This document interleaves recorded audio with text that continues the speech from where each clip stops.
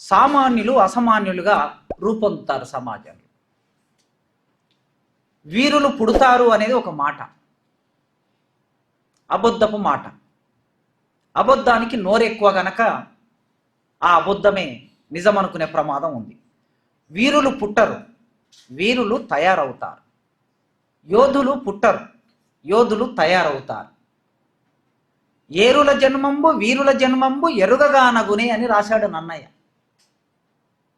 ఏరుల జన్మంబు వీరుల జన్మంబు ఎరుగగానగునే అంటే వీరులు పుడతారు, ఆయన ఎట్లా పుట్టాడో మనకు తెలియదు అని ఆయన రాశాడు. ఏరులు అంటే ఏరు నది, నది పుడుతుంది, నది ఎట్లా పుడుతుందో కూడా మనకు తెలియదు అని రాశాడు నన్నయ్య. క్రీస్తు శకం 1062 కాలం వాడు. ఈ కాలంలో పుట్టిన నన్నయ్యకు నిజంగా వీరుల సంగతి పక్కన పెడదాం, ఏరులు ఎట్లా పుడతాయో కూడా తెలియదు ఆయనకి. ఒక నది ఎట్లా పుడుతుందో కూడా ఆనాడు తెలియదు. కానీ ఇవాళ నది ఎక్కడ పుడుతుంది, ఎక్కడ ప్రయాణిస్తుంది, ఎక్కడ కలుస్తుందో మనకు తెలుస్తుంది. తెలిసినప్పుడు వీరుడు కూడా ఎక్కడ పుడతాడు, ఎట్లా తయారవుతాడో కూడా మనకు తెలుసు. కనుక వీరులు యోధులు అనేవాళ్ళు ఈ సమాజం నుంచి తయారవుతారు, ఈ సమూహం నుంచి తయారవుతారు, సామాజిక నిర్మాణం నుంచి తయారవుతారు, సామాజిక రాజకీయ ఆర్థిక ఉద్యమాల నుంచి తయారవుతారు. అట్లా మనం అర్థం చేసుకుంటే సాయిబాబా తయారైన ఆ రూపం అంతా, పరిణామం అంతా మనకు అర్థమవుతుంది. ఇవాళ సాయిబాబాను ఒక భగత్ సింగ్తో, ఒక ఆజాద్ చంద్రశేఖర్తో, ఒక జార్జి రెడ్డితో లేదా ఒక మార్క్స్తో మనం పోల్చాలనుకున్నప్పుడు వీళ్ళందరూ ఎట్లా తయారయ్యారో సాయి కూడా అట్లే తయారయ్యారు.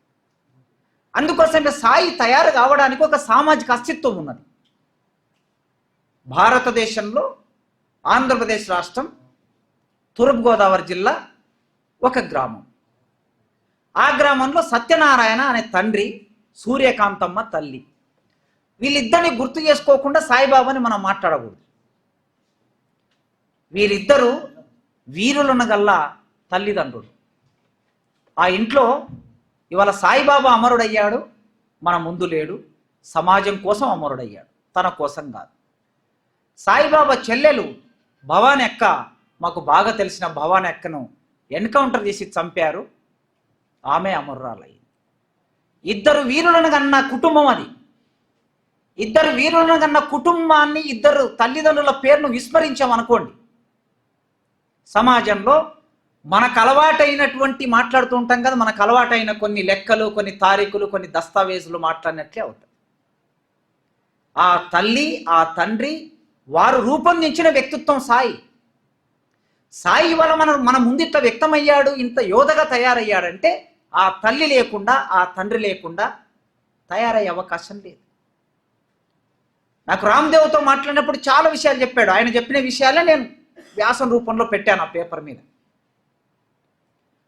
ఒక చిన్న గ్రామంలో పుట్టినటువంటి వాళ్ళు, వ్యవసాయ కుటుంబం, కాపు కుటుంబం, కాపు సామాజిక కులం రీత్యా భారత సమాజంలో కులం లాగా మాట్లాడవలసి వస్తే కాపు. ఇవాళ కాపులు ఆంధ్రప్రదేశ్ రాష్ట్రంలో ఉప ముఖ్యమంత్రులు అయ్యారు. ఇంకేదో ఆయన గతంలో చిరంజీవి పార్టీ పెట్టాడు, ముద్రగడ పద్మనాభం రిజర్వేషన్ల కోసం కొట్లాడాడు, రైలు తగలబెట్టాడు, ధర్నాలు చేశాడు, ఇదంతా చూశాం కదా.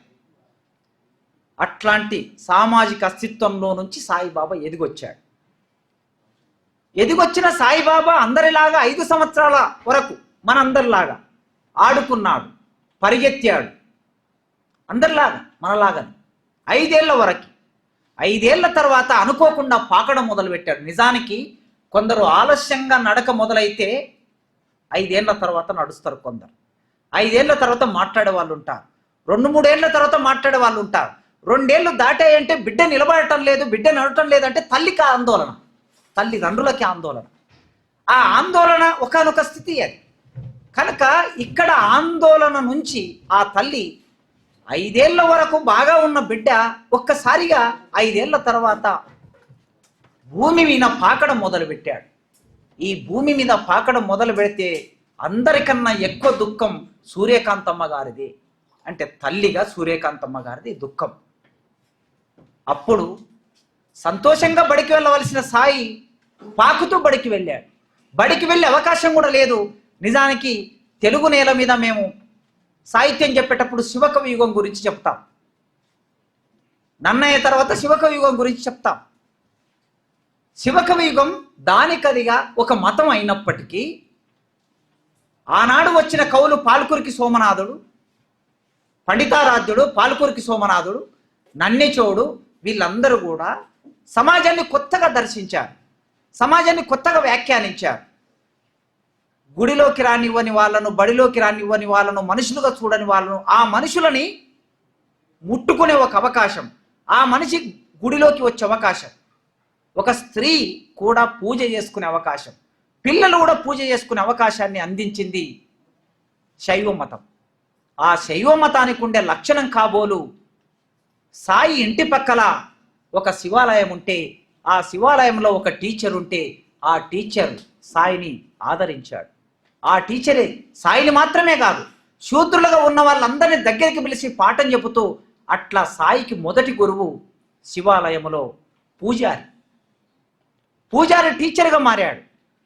అంటే శివ పూజ కన్నా ఏమన్నా అన్నట్లు, శివ పూజ కన్నా నువ్వు రోజు శివ పూజ చేస్తే ఏమొస్తుంది, నిజంగా నువ్వు సమాజానికి పనికొచ్చే పని ఏమన్నా చెయ్యి అని అన్నాడు కదా వేమన.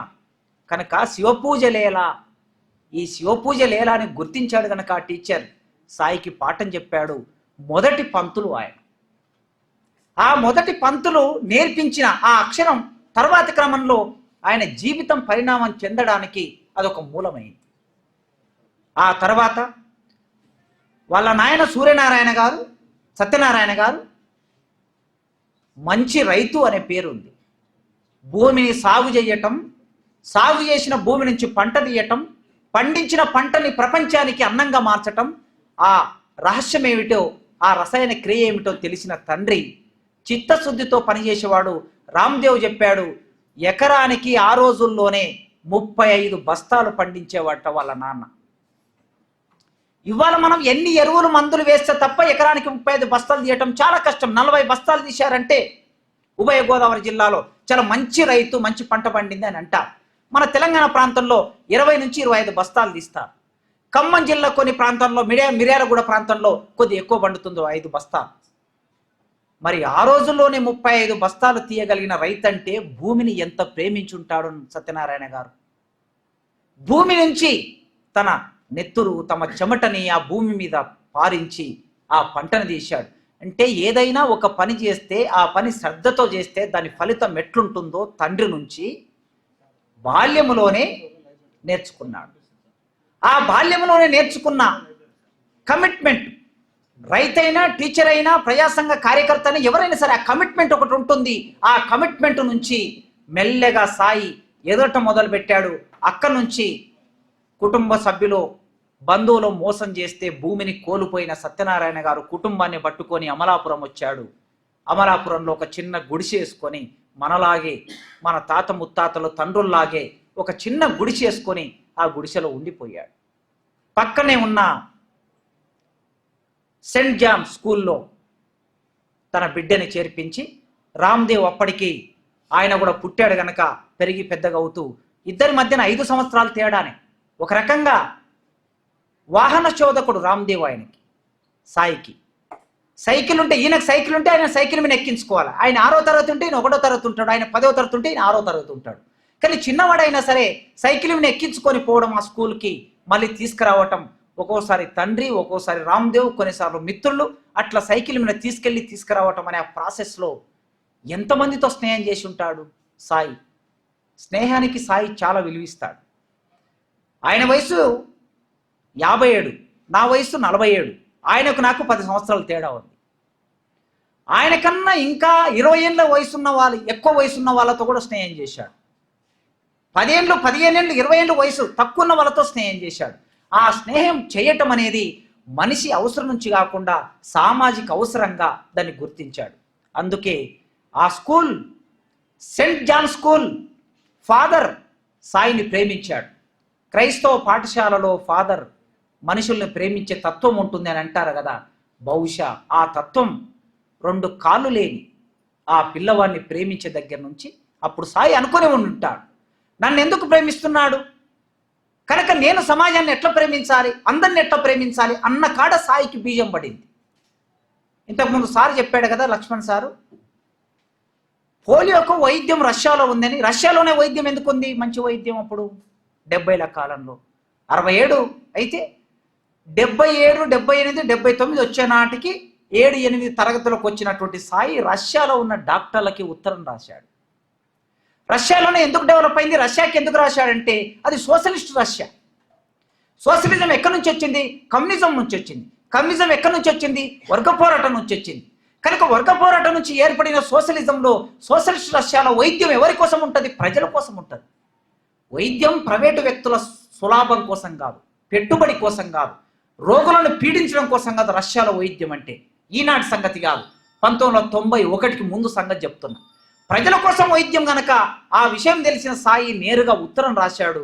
కానీ రష్యాకు వెళితే వైద్యం జరుగుతుంది, డాక్టర్లు ఇక్కడికి వచ్చి సాయికి వైద్యం చేయలేరు కదా, కనుక సాధ్యం కాలే. అయితే అదే స్కూల్లో మెడికల్ క్యాంపు, అమెరికా రష్యన్ డాక్టర్లు వచ్చి మెడికల్ క్యాంపు పెడితే ఆ క్యాంపులో చేరాడు. కానీ అప్పటికే వ్యాధి బాగా ముదిరిపోయి 10వ తరగతి లోపు వయసులోనే 4 సార్లు నడుముకు ఆపరేషన్ చేసుకున్నాడు సాయి. అయినా నయం కాలే.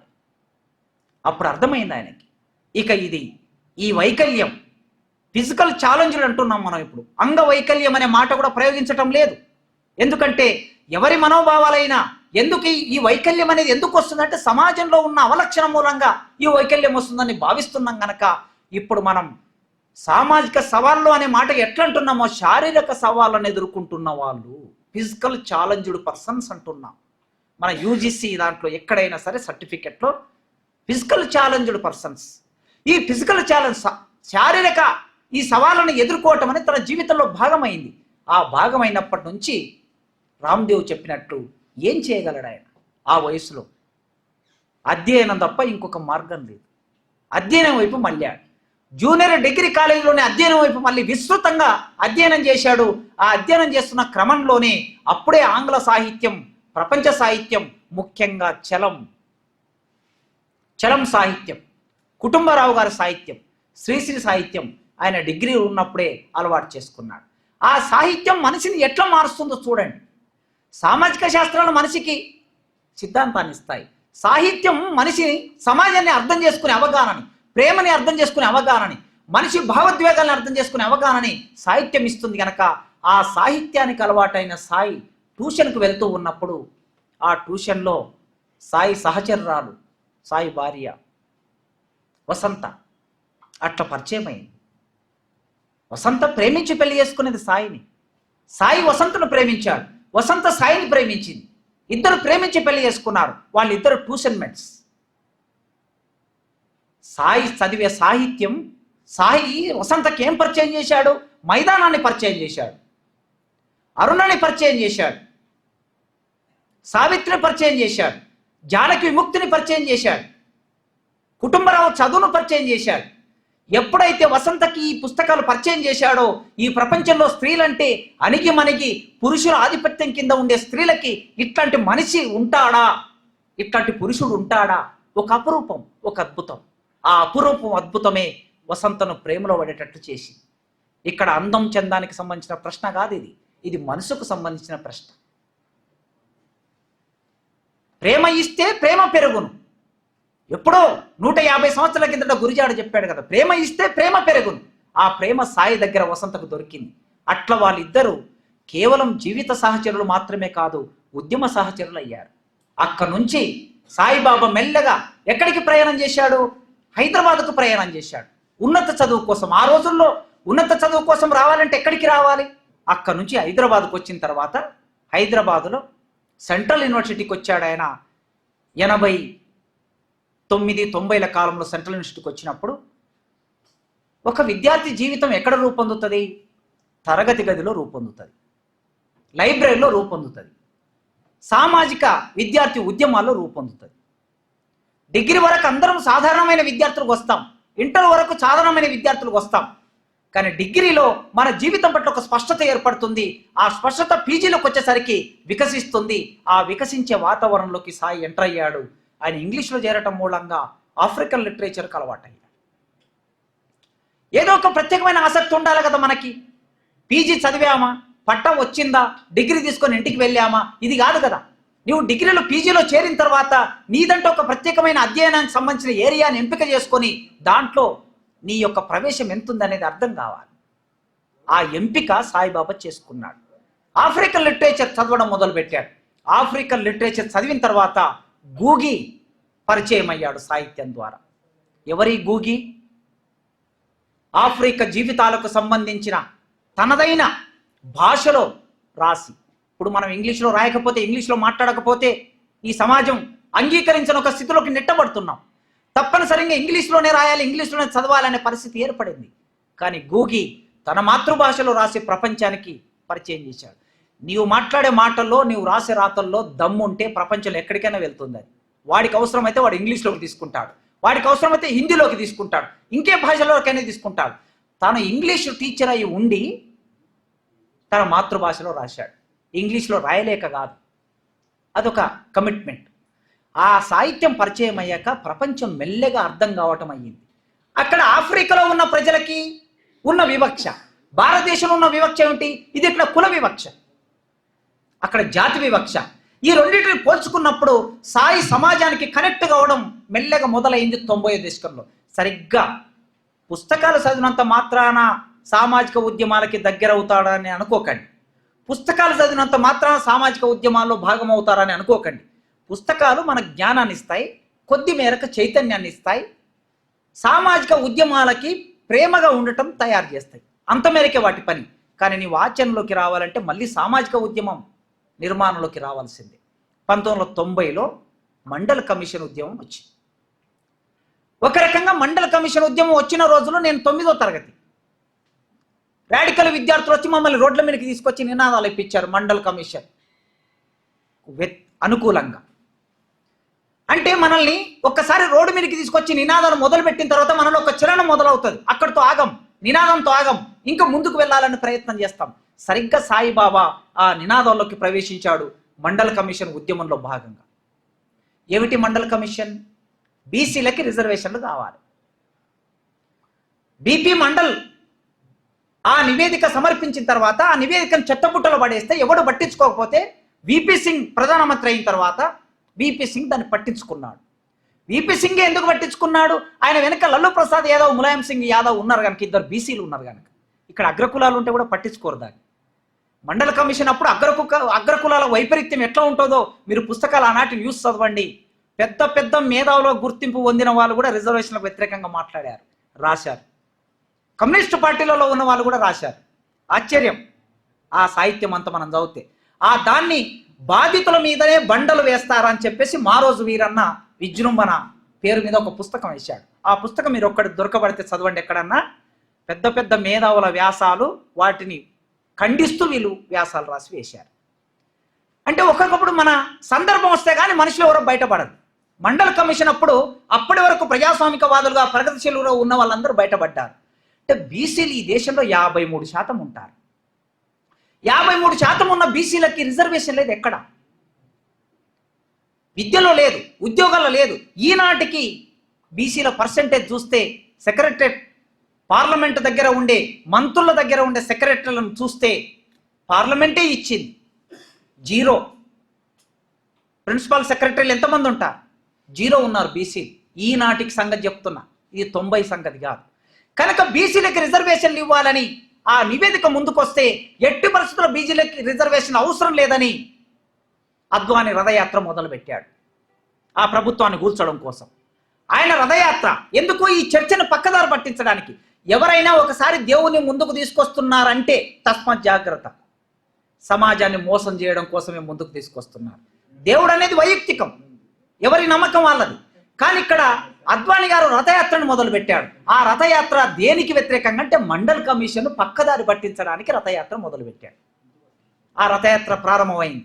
సేమ్ టైం ఇక్కడ తెల్లు నేల మీద అప్పటికి విద్యార్థి సంఘాలు ఎస్ఎఫ్ఐ, ఏఎస్ఎఫ్, పీడిఎస్, ఆర్ఎస్ బలంగా ఉన్నాయి కనుక మండల్ కమిషన్ అనుకూలంగా ఒక ఉద్యమం మొదలైంది.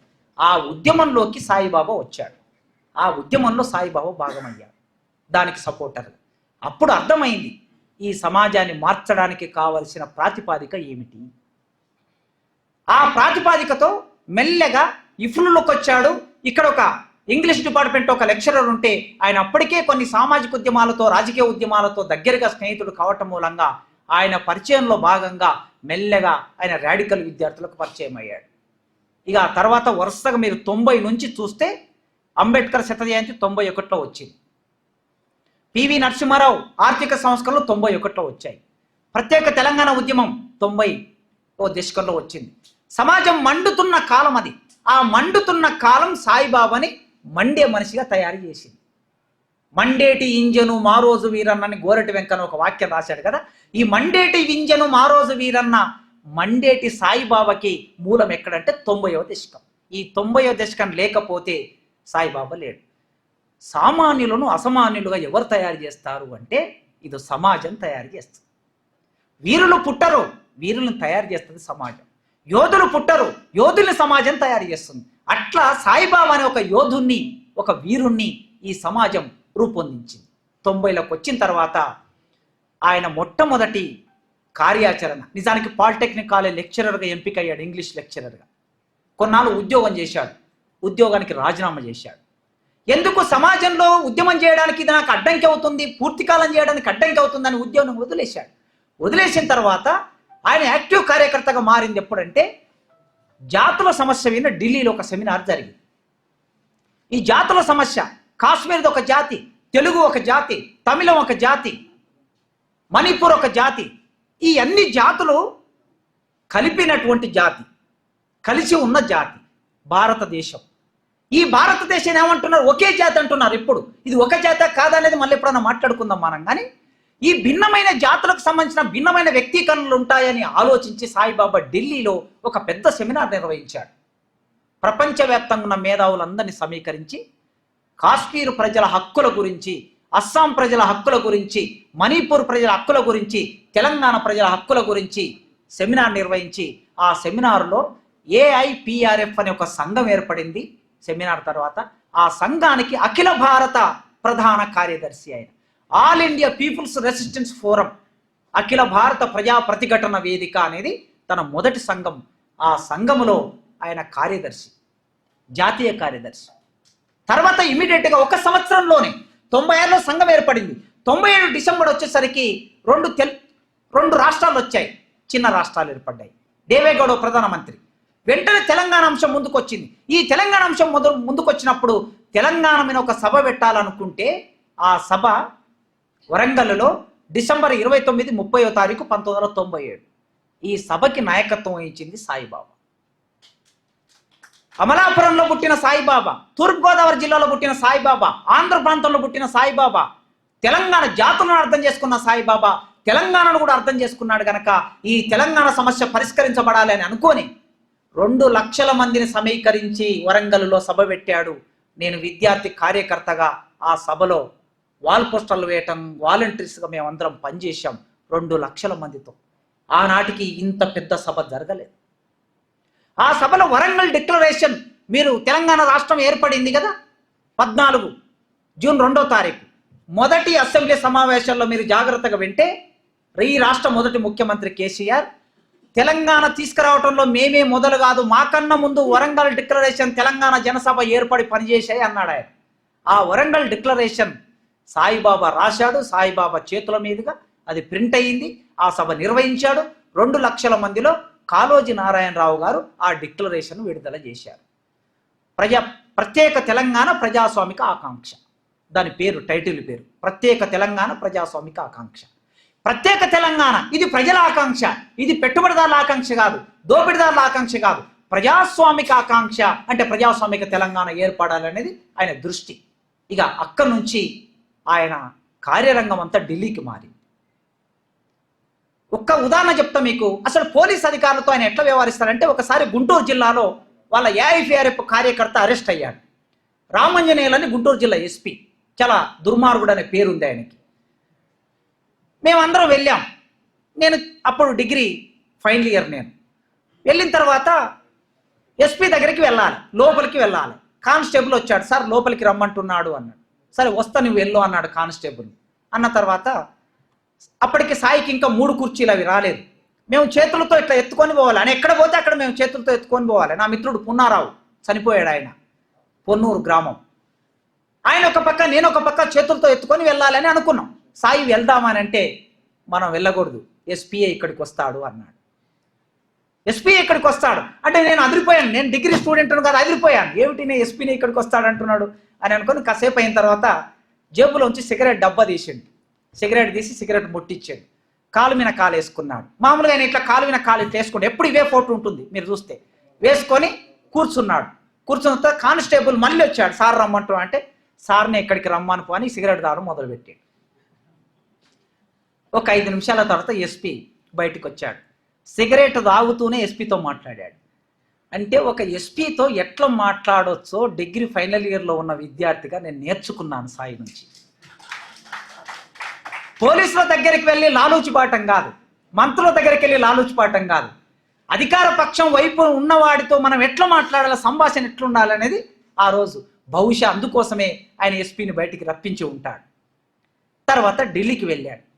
ఢిల్లీకి వెళ్ళిన తర్వాత నా మిత్రుడు నాగేశ్వరరావు ఉన్నాడు ఇక్కడ. ఆ రోజుల్లో ప్రపంచీకరణ చాలా తీవ్ర స్థాయికి వెళ్ళిన తర్వాత ప్రపంచీకరణ అనివార్యం అని ఒక చర్చ ముందుకొచ్చింది. ఇక ప్రపంచీకరణ మనం అంగీకరించాలి, దాన్ని వ్యతిరేకించలేం అనే చర్చ వచ్చినప్పుడు ఆసియా సోషల్ ఫోరం అని ఏర్పడింది. Asia social forum. దీని వెనుక సిపిఐ, సిపిఎం, కొన్ని విప్లవ పార్టీలు, తర్వాత ఎన్జిఓలు కలిసి ముంబైలో ఒక పెద్ద కార్యక్రమం నిర్వహించారు. వారం రోజులు ఒక పెద్ద జాతర. రోజు 10,000 మంది వస్తూ పోతూ ఉన్నారు. ఈ సభల్లో మనం పాల్గొనాలా లేదా అనేది ఆయన హైదరాబాద్కి వచ్చాడు సాయి. ఒక సమావేశం జరిగింది ఒక 100 మందితో. ఆ సమావేశంలో ఆసియా సోషల్ ఫోరంలో మనం పాల్గొనాలా లేదా, ప్రపంచీకరణ అనివార్యమా, దీన్ని ఓడించలేమా, ప్రపంచీకరణ అంగీకరించవలసిందేనా, సామ్రాజ్యవాదాన్ని అమెరికాను అంగీకరించవలసిందేనా, దీనికి ప్రత్యామ్నాయం లేదా అని చర్చ జరిగింది. ఆ చర్చలో సాయిబాబా తేల్చింది ఏమిటంటే, వరల్డ్ సోషల్ ఫోరం అనేది ఇది ఒక జాతర, ఇది ప్రజా ప్రతిఘటన కాదు, ఇది ఒక జాతర. ఈ జాతరకు ప్రత్యామ్నాయంగా అది అక్కడ జరుగుతున్నప్పుడే దానికి ఎదురుగా ఒక గ్రౌండ్ ఉన్నది, ఆ గ్రౌండ్లో మనం ప్రజా ప్రతిఘటన నిర్వహించాలి అని నిర్ణయం చేశాడు ఫైనల్గా. అందులో వరవరరావు గారు, నేను, ఆకుర భూమయ్య గారు, మేము అందరం ఉన్నాం. నిర్ణయం చేసిన తర్వాత నాకు మీరు ఒక 100 మంది కార్యకర్తలు చాలు, తెలంగాణ నుంచి ఒక 100 మంది కార్యకర్తలు రాండి, 100 మంది వస్తే అక్కడ జాతర ఎట్లా జరుగుతుందో ఇక్కడ ప్రతిఘటన ఎట్లా ఉంటుందో నేను చూపిస్తా అన్నాడు. అట్లా మేము తెలంగాణ స్టూడెంట్ ఫ్రంట్ విద్యార్థులు, అప్పటికి నేను జాబ్లో చేరాను, మా విద్యార్థులను ఒక 50 మందిని అక్కడికి పంపించాం. వారం రోజుల పాటు ప్రజా ప్రతిఘటన, ముంబై రెసిస్టెన్స్ ఫోరం దాని పేరు ఆయన పెట్టింది. ముంబై రెసిస్టెన్స్ ఫోరం 2004 ఆ పేరు పెట్టి సమాంతరంగా వారం రోజుల పాటు తిరుగుబాటు అనేది ఎట్లా ఉంటుంది, ప్రపంచంలో ఒక చిన్న వియత్నాం అనే దేశం అంత పెద్ద అమెరికన్ ఎట్లా ఓడించింది, క్యూబా అమెరికన్ ఎట్లా ఎదుర్కొంటుంది, ఇట్లాంటి చాలా ఉదాహరణలు చూపిస్తూ ప్రపంచీకరణ అనివార్యం కాదు, ప్రపంచీకరణ సామ్రాజ్యవాదులు అవసరం, ప్రపంచీకరణను ప్రజలు ఓడిస్తారు, ఆఫ్రికన్ కంట్రీస్లో ఓడిస్తున్నారు, మనం కూడా ఓడించగలం. అక్కడ నినాదం ఏమిటంటే అనివార్యం కనుక దానికి ఏం పెట్టాలి, హ్యూమన్ ఫేస్, మానవ ముఖాన్ని తగిలించాలనే చర్చ వచ్చింది. ప్రపంచీకరణ దుర్మార్గం అయినప్పుడు మానవ ముఖాన్ని ఎట్లా తొలగిస్తారండి మీరు? అదే ఒక దుర్మార్గం.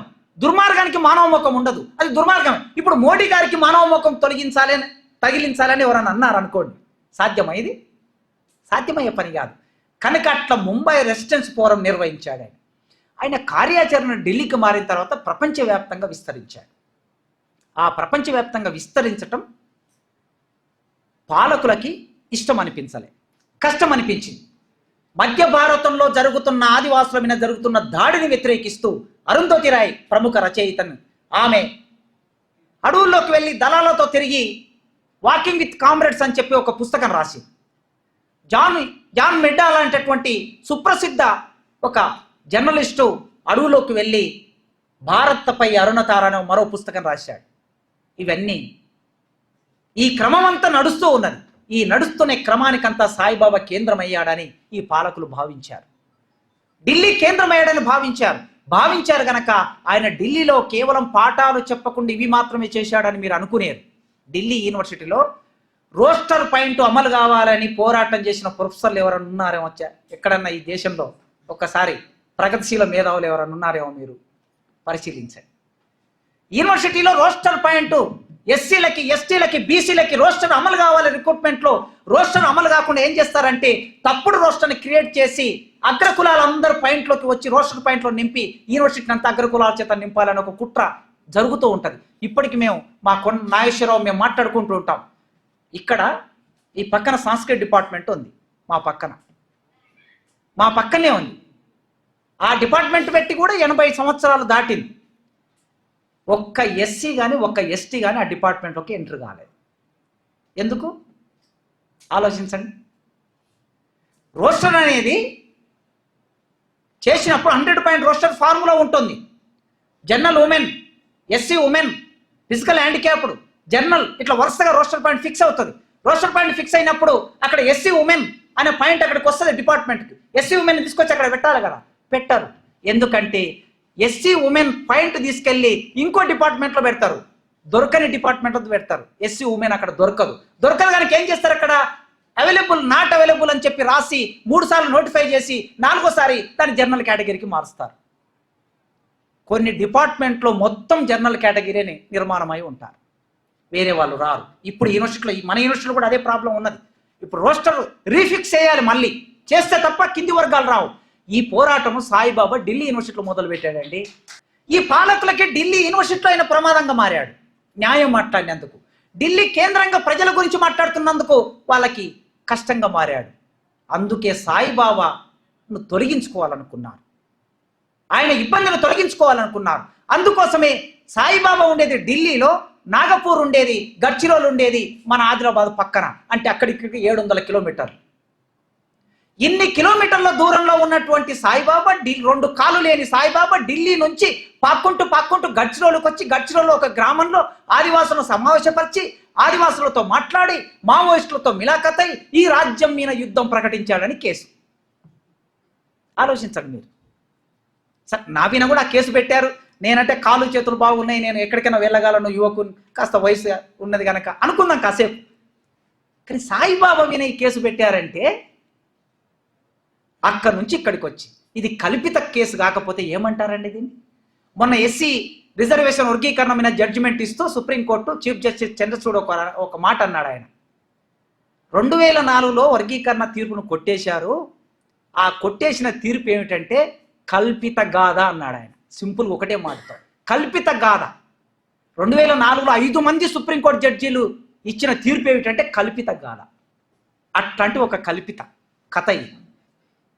ఈ కేసు మీద ఆర్గ్యుమెంట్స్, ఛార్జ్షీట్ వేసి ఆర్గ్యుమెంట్ చేసి తప్పుడు సాక్ష్యాలు తీసుకొచ్చి అసలుకు సాక్ష్యాలే నిలబడని పరిస్థితి ఉంటే న్యాయమూర్తి అనేటోడు దాన్ని పరిశీలించి శిక్ష వేయాలి. దాన్ని పరిశీలించకుండా ముందస్తుగానే ఆయన ఒక తీర్పు రాసి ఇంట్లో పెట్టుకొని జడ్జిమెంట్ ఇచ్చాడు. మా కందుకూరి వీరేశలింగం అనుభవాల జ్ఞాపకాల్లో రాసుకున్నాడు ఆయన. ఇచ్చట న్యాయం అమ్మబడును అని రాశాడు ఆయన.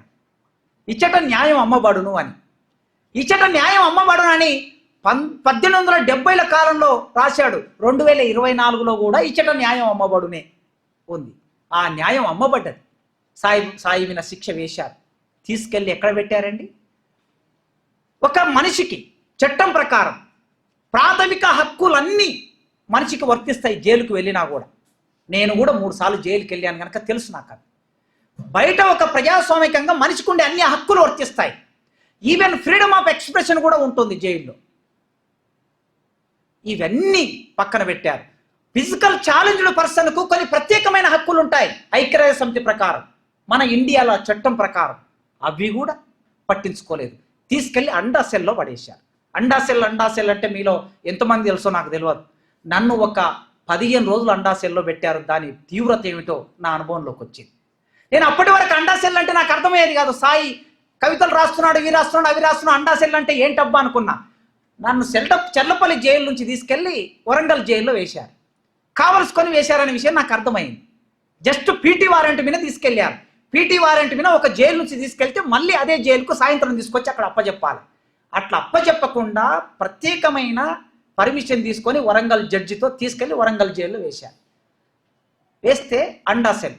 ఈ అండా సెల్ ఎట్లుంటుందంటే, ఇప్పుడు ఇది ఒక గది అనుకోండి. ఈ గది ఇట్లా ఉంటుంది. ఈ గది యువతల అవతల అవతల అవతల 4 వైపులో సూర్యుడు కనిపించడు, మనిషి కనిపించడు, ఎవరు కనిపించరు మనకి. పైనుంచి ఒక చిన్న వెంటిలేషన్ ఉంటుంది. ఆ వెంటిలేషన్ నుంచి సూర్యుడు ఉదయించాడు అని మనకు అర్థమవుతుంది. దీనికి ఒక పెద్ద గోడ ఉంటుంది. ఈ గోడ అవతల మళ్ళా కొన్ని సెల్స్ ఉంటాయి ఖైదీలను పెట్టడానికి. అవతల ఒక 5-6 సెల్, యువతలో ఒక 5-6 సెల్లు ఉంటాయి. అవతల మనుషులు ఉన్నారని మనకు తెలుస్తుంది, ఆ మనిషి ఎవడో మనకు తెలియదు. యువతలో మనం ఉంటాం, అది వాడికి తెలియదు. ఒక్కసారి 15 రోజులు ప్రారంభంలో 2-3 రోజులు నాకు కూడా భయం అయిపోయింది. ఎందుకంటే చెల్లపల్లి జైల్లో చాలా స్వేచ్ఛ అనుభవించాను నేను. అక్కడికి వెళ్ళేసరికి ఎవడు కనిపిస్తలేడు. మధ్యలో కానిస్టేబుల్ జైలర్స్ వచ్చినప్పుడు, వార్డర్ వచ్చినప్పుడు వాళ్ళు జస్ట్ కట్టె కొట్టుకుంటూ వస్తారు. ఇట్లా వచ్చి సార్ ఉన్నారా అంటాడు, వాడు ఉన్నారా అంటాడు. వాడు కూడా మనకు తెలియదు, వాడు ముఖం కూడా మనకు కనిపించదు. ఇంత దుర్మార్గం అండా సెల్ అంటే. 10 సంవత్సరాలు ఉన్నారండి సాయిబాబా. 15 రోజుల కోసం నేను విలవిల్లాడిపోతే మళ్ళీ మా అడ్వకేట్స్ ఇక్కడ హైకోర్టులో పిటిషన్ వేస్తే నన్ను అక్కడి నుంచి మళ్ళీ చెర్లపల్లికి తీసుకొచ్చారు. 10 రోజుల కోసమే, అది తెలుగు నేల మీద, అది వరంగల్ జైల్లో. నేను ఇట్లయితే సాయిబాబా ఏమై ఉంటాడు 10 సంవత్సరాలు?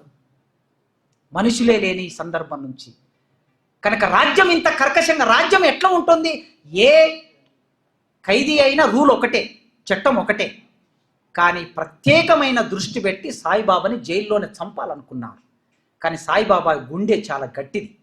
ఆ సాయిబాబా గుండె గట్టిదంటే బయట జరిగే పోరాటాల వలన ఆయన గుండె గట్టిపడింది. ఆ పోరాటాలను చూడాలనుకున్నాడు, ఆ ప్రజలతో సంభాషించాలనుకున్నాడు, ఆ ప్రజలను కలవాలనుకున్నాడు. ఆ కోరికతో 10 ఏళ్ల తర్వాత ఆయన బయటకు వచ్చాడు, మనందరినీ కలుసుకున్నాడు. కానీ కలయిక ఎక్కువ రోజులు ఉండలేకపోయింది. ఇది ఎక్కువ రోజులు సంతోషం ఇవ్వలేకపోయింది. బహుశా హాస్పిటలైజ్ అయ్యే ఒక వారం ముందు మా ఇంటికి రామ్దేవ్ వాళ్ళ ఫ్యామిలీ, సాయి ఫ్యామిలీ, పాప రాలేకపోయింది కానీ మిగతా వాళ్ళందరూ వచ్చారు. ఒకరోజు రాత్రి అంతా ఉండి మాట్లాడుకున్నాం. అదే చివరి చూపు, అదే చివరి కలయిక సాయిబాబాతో. సాయిబాబా మన ముందు లేడు, కానీ సాయిబాబా చక్రాల కుర్చీతో ఇంత పెద్ద రాజ్యం భయం పుట్టించాడు ఈ రాజ్యానికి. ఏం చేస్తారు మనుషులు అంటే, భావాలతో ఈ ప్రపంచంలో చైతన్యం తీసుకొస్తారు, భావాలతో ప్రపంచాన్ని నిలబెడతారు, ఆలోచనతో ప్రపంచాన్ని నడిపిస్తారు, ఆలోచనతో మార్పు కోసం జరిగే పోరాటాలకి భూమికని నిర్మాణం చేస్తారు. కనుక మనందరం జీవులం, బుద్ధి ఉన్న ఆలోచన పరులం. ఆలోచన మొదలు పెట్టండి. మీ కార్యాచరణ ఎంత పెద్దగా ఉంటుంది అనేది మన చైతన్యాన్ని బట్టి ఉంటుంది. కానీ మీరు ఆలోచించండి, ఇది ఎందుకు జరిగింది అని ఆలోచించండి. ఫీజు ఎందుకు పెంచారో ఆలోచించండి. హైడ్రా ఎందుకు వచ్చింది ఆలోచించండి. నూతన విద్యా విధానం ఎందుకు వచ్చింది ఆలోచించండి. మీరు నిజంగా ఆలోచించడం మొదలు పెడితే కార్తికేయ సినిమా ఎందుకు వచ్చింది ఆలోచించండి. బాహుబలి ఎందుకు వచ్చింది ఆలోచించండి. ఒక సీరియల్ ఎందుకు వస్తుంది ఆలోచించండి. రజాకార్ సినిమా ఎందుకు వచ్చింది ఆలోచించండి. కాశ్మీర్ ఫైల్స్, కేరళ ఫైల్స్ ఎందుకు వచ్చింది ఆలోచించండి. సినిమాగా చూడకండి. సినిమా వెనుక ఉండే తాత్వికత ఒకటి ఉంటుంది. ఆ తాత్వికతను చూడండి, భావజాలాన్ని చూడండి. మీరు ఆలోచించడం మొదలు పెడితే మెల్లగా ఈ సమాజంలో ఒక సామాన్యుడు, అమలాపురంలో పుట్టిన ఒక సామాన్యుడు ఇంత అసామాన్యుడిగా ఎదగడానికి ఇంత ప్రాసెస్ ఉంది. ఆ ప్రాసెస్లో సాయిబాబా ఆశయాలను ముందుకు తీసుకెళ్లటమే మన ముందున్న కర్తవ్యమని, ఆయనకి ఇచ్చే నిజమైన నివాళులని కోరుకుంటూ నాకు అవకాశం ఇచ్చినందుకు మీ అందరికీ వందనాలతో ముగిస్తున్నాను.